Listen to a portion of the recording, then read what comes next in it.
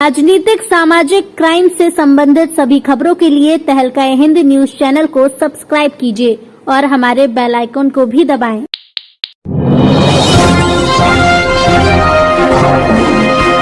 संभल Samajwadi party के सांसद शफीकुर रहमान वर्ग का विवादित बयान सामने आया।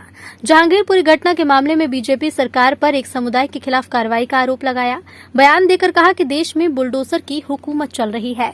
कहा कि सरकार के इशारे पर जहांगीरपुरी में मस्जिद को बुलडोजर से नुकसान पहुंचाया गया, जबकि मस्जिद के बराबर मंदिर को छोड़ दिया गया। संविधान को दरकिनार कर मुस्लिमों को परेशान करने के लिए तरह तरह के काम बुलडोजर सरकार कर रही है। बीजेपी सरकार में इंसानों के साथ इंसानों जैसा सलूक नहीं किया जा रहा। सांसद दल करेगा जांच। जहांगीराबाद जिसमें जाएंगे डॉक्टर सांसद शफीकुर रहमान। इस वक्त मुल्क के मुख्तलिफ इलाकों में इस कदर खौफ व हिरास है कि जिंदगी गुजारना मुश्किल हो रहा है।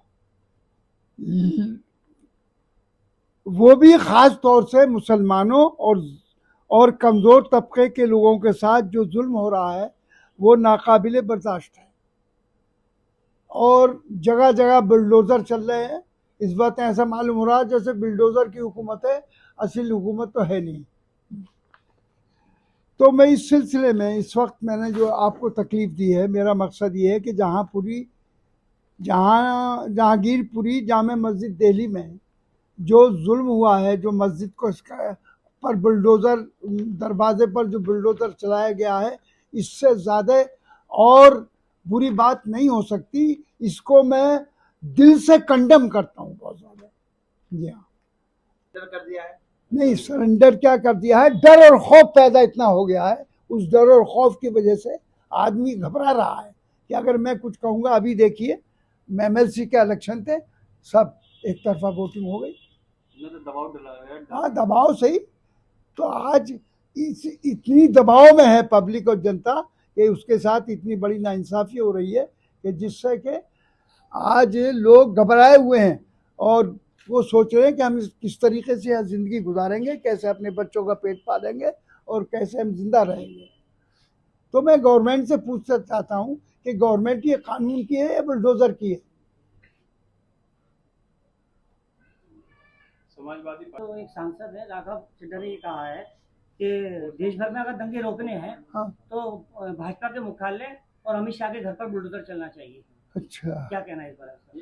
आपके सांसद हैं ये, उन्होंने बयान दिया राज्यसभा में। हाँ हाँ, आप पार्टी के, हाँ, क्या बयान दिया? आप पार्टी के सांसद राघव जो चड्ढा है, उन्होंने ये बयान दिया है देश भर में दंगे रोकने हैं तो भाजपा के मुख्यालय और अमित शाह के घर पे भी बुलडोजर चलना तो चाहिए। क्या है, अमित शाह के घर पे बुलडोजर चलना चाहिए? तो ये तो बहरहाल उनकी राय है, जो कुछ भी बयान दिया है उनका। मैं भी इसमें कोई दखल नहीं दूंगा, न मुझे जानकारी है किन हालात में उन्होंने बयान दिया है। मैं इस पर कोई तबसरा नहीं करूँगा। तो इंसानों के साथ इंसानों जैसा सलूक कीजिए, और जो कानून जिस पर आप हुकूमत चला रहे हैं इस वक्त, उस कानून आपके हाथों में कानून है, कानून की दफात से बहरहाल उनका इलाज कीजिए। लेकिन ये क्या मतलब है कि अगर हम मुसलमान हैं तो इस देश में रहेंगे नहीं, हम इस देश में ही रहेंगे, यहीं रहेंगे और मुल्क के लिए काम करेंगे और अपनी कौम के लिए काम करेंगे। सांसद जी, इसके लिए किसको जिम्मेदार मानते हैं जो ये पूरा माहौल चल रहा है? ये सब गवर्नमेंट जिम्मेदार है, भाजपा को जिम्मेदार मानते हैं? बिल्कुल।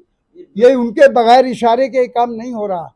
जो इनको इतनी जुर्रत हो रही है, जगह जगह जो सताया जा रहा है लोगों को और उनके साथ इलीगल कार्रवाइयाँ की जा रही हैं, इसका मतलब ये है कि ये सब कुछ ऊपर के इशारे पर हो रहा है।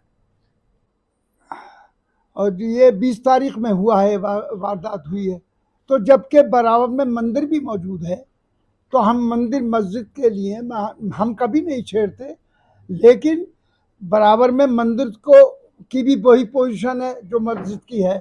तो फिर ये एक तरफा ऐसा क्यों किया गया? और इससे मुसलमानों को दबाने के लिए, खौफ व इराद फैलाने के लिए, मुसलमानों के साथ जुल्म करने के लिए ये सब कुछ किया जा रहा है और किया गया।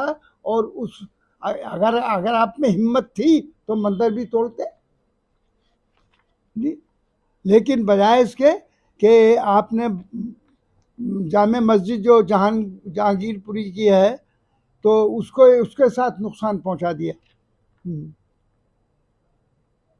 को उत्पीड़न किया जा रहा है और और यहाँ पर ये फोर्स मंगाई जा रही है कि न सिर्फ संभल और जगह हर जगह इस तरीके से चेकिंग करके और ताकत के बलबूते पर लोगों को, कमज़ोर लोगों को, मुसलमानों को, अक़लियतों को, ओबीसी को, सबको बताया जाए और उनके साथ ज़्यादती हो।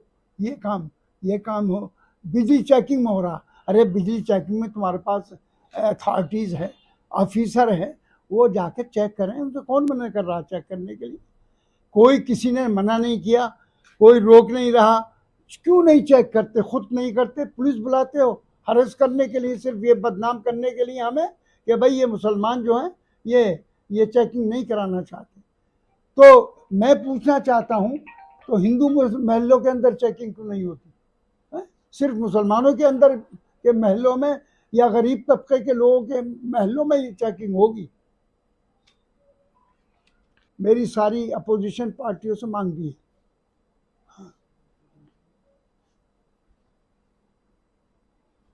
बहरहाल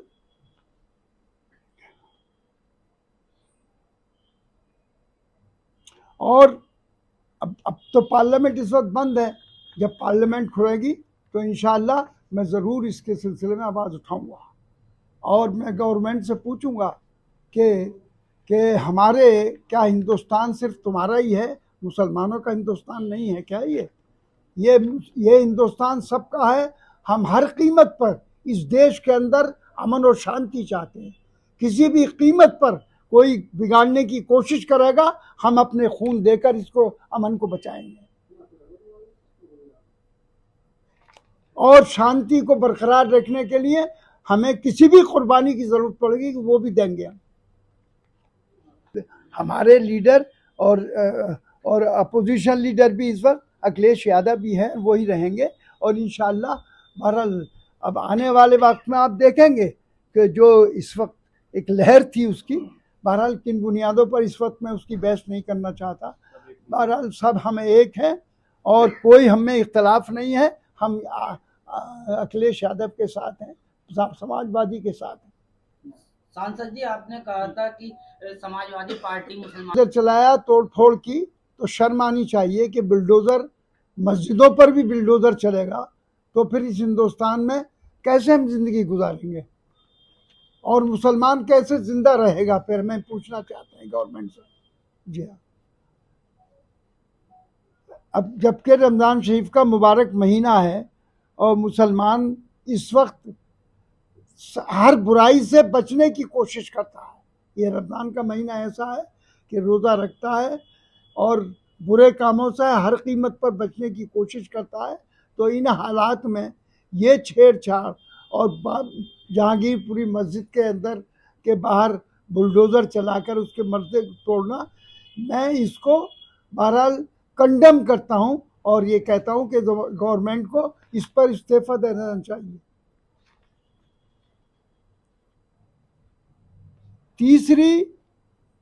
दूसरी बात यह है कि तीसरी शोभा यात्रा निकल रही थी।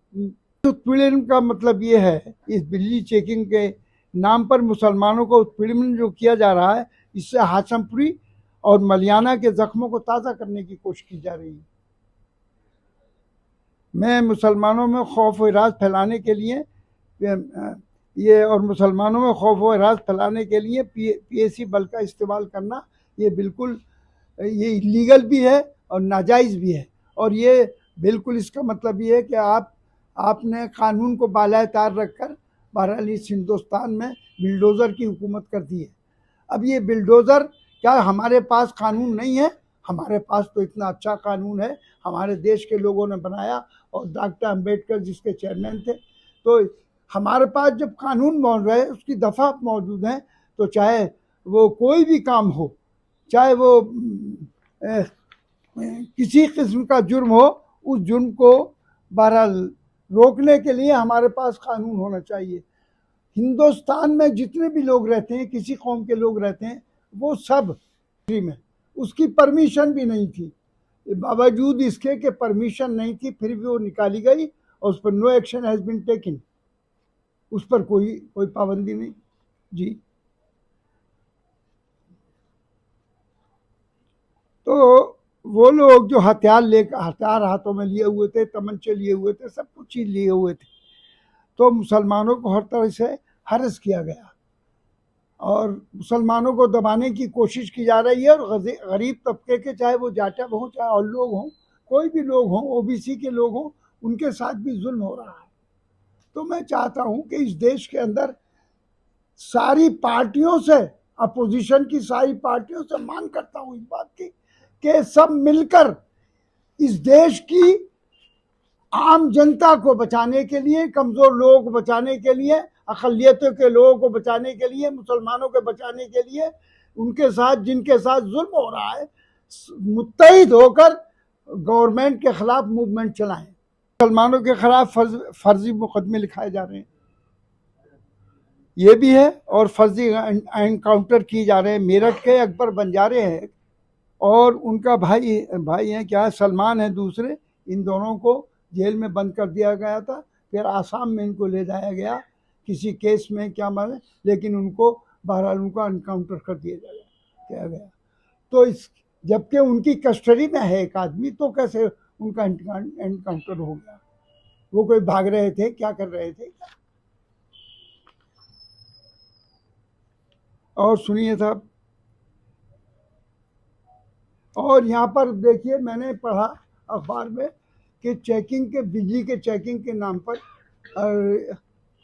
यानी वो जो है बिजली के चेकिंग के नाम काम किया, पूरा इलेक्शन लड़ दिया, बीजेपी के मुकाबले पर लड़ा, सब कुछ किया, काम कैसे नहीं कर रही? लेकिन अगर कोई बात, उसका माहौल दूसरा था, कोई बात कही गई थी, लेकिन ऐसी बात नहीं कि पार्टी काम नहीं कर रही है, अखिलेश यादव काम नहीं कर रहे। सरकार तो बीजेपी की है और इस वक्त बीजेपी की सरकार है, रात तरह तरह से हरस किया जा रहा है और हमारे काम को दबाने की कोशिश की जा रही है।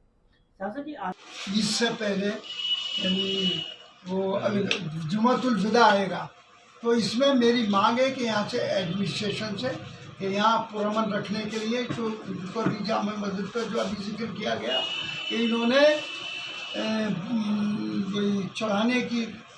जल चढ़ाने की बात करी, तो बहरहाल अगर जल चढ़ाने की बात करेंगे तो हज़ारों आदमी का खून चढ़ जाएगा मुसलमानों का, ये मतलब तो अगर इसको बर्दाश्त कभी नहीं करेगा मुसलमान। लेकिन बहरहाल हम अमन चाहते हैं, भाई ऐसी बात क्यों करते हो, क्यों हालात पैदा करते हो? तो मेरी गुजारिश है कि एडमिशन इसमें अलर्ट रहे और ये उसके दिन भी जो जुमतुल विदा होगा, जुमे की नमाज होगी, उसमें बहुत आदमी होगा, वहाँ पर माकूल इंतज़ाम होना चाहिए, बिजली पानी का सबका, और ईद के दिन भी माकूल इंतज़ाम हो। ईद एक बहुत पुरअमन और मोहब्बत का त्यौहार है जो दूसरों को भी मोहब्बत का सबक देता है। तो इसलिए इन हालात में मेरी यही आप इस वक्त एडमिनिस्ट्रेशन से पुरजोर मांग है कि ये इस बात का ध्यान रखें, इसमें गफलत न बरतें। अभी पिछले दिनों में ये 2 वाक़े जो हुए, एक मस्जिद पर बम डाला गया और जामा मस्जिद पर जल चढ़ाने की बात की गई, तो देखिए मुसलमानों को हमने बहरहाल समझा बुझाकर बहरहाल कोई हालात बिगड़ने नहीं दिए, और न हम किसी भी कीमत पर नहीं चाहते, लेकिन जब हमें मजबूर किया जाएगा तो फिर काबू से बाहर हो जाएगा, तो फिर हालात और ज़्यादा ख़राब हो जाएंगे। यही गुजारिश है कि इस पर, ईद पर और अलविदा पर माकूल इंतज़ाम रहना चाहिए, बिजली पानी का, सफाई। राजनीतिक, सामाजिक, क्राइम से संबंधित सभी खबरों के लिए तहलका हिंद न्यूज चैनल को सब्सक्राइब कीजिए और हमारे बेल आइकन को भी दबाएं।